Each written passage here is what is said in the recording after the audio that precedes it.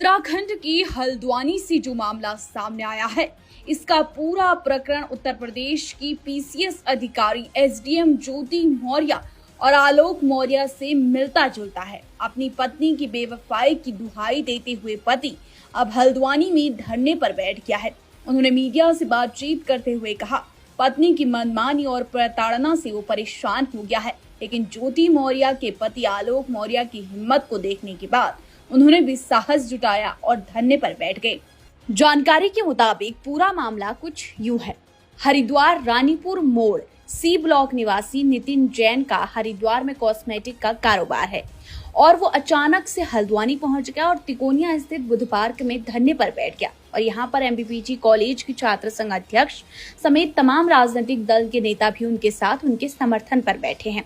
नितिन जैन ने बताया कि काशीपुर निवासी युवती सुरभि गुप्ता 2011 से उनके साथ लिव इन रिलेशनशिप में रह रही थी, जिसके बाद 2014 में दोनों ने शादी कर ली।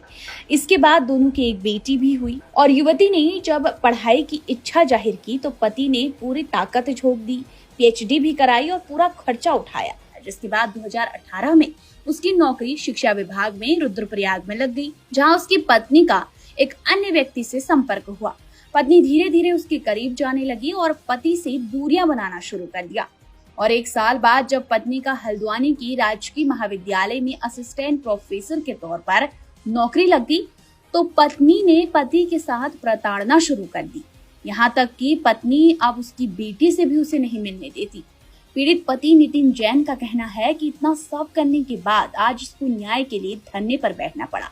नितिन जैन का कहना है कि जब ज्योति मौर्य प्रकरण उनके सामने आया तो उनके अंदर हिम्मत आई। ज्योति मौर्य के पति की तरह उन्होंने भी ठाना कि अब वह भी अपनी बात को समाज के सामने रखेंगे। अब पीड़ित पति हरिद्वार से आकर हल्द्वानी में बुद्ध पार्क पर बैठा है, पत्नी से परेशान होकर धरने में है। उनकी मांग है कि अपनी बेटी से मिलने दिया जाए और बेटी को वापस कर दिया जाए और ये झूठे मुकदमा करना बंद किया जाए। नितिन का कहना है उनकी पत्नी ने उनके खिलाफ जब मामले दर्ज कराए तो कोर्ट के जरिए नितिन उसे 25,000 रुपए खर्च के लिए भी देता आया है। पत्नी की प्रताड़ना इतनी बढ़ गई है कि अब उसे धमकाने भी लगी है।